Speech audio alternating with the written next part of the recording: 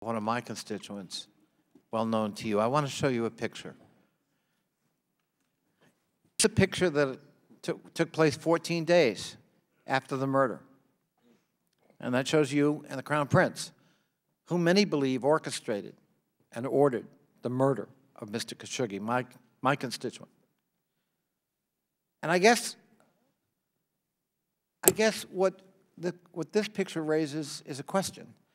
At what point as Americans do we insist that the inalienable rights enumerated in our Declaration of Independence, life, liberty, and the pursuit of happiness, all three of which were denied my constituent, Mr. Khashoggi, when do they trump diplomatic nicety? Who is assuring you they would be held to account when he is himself suspected strongly of having orchestrated the murder? And so I guess I want to ask you, Mr. Secretary, were you aware of the fact at that point of the gruesome details of the murder of my constituent, Mr. Khashoggi? Did you discuss that murder with the Crown Prince? And how are we going to, moving forward, hold the Crown Prince and the Saudi government responsible for one of the most grisly episodes ever to occur in a consulate or an embassy in our diplomatic experience?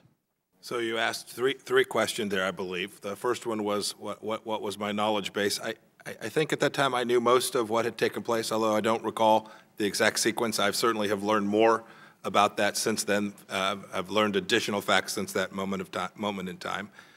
Second question was, did I discuss the murder? The answer is yes. I think I said it that day that I had discussed the murder with him. And then the third question is, how will we hold them accountable?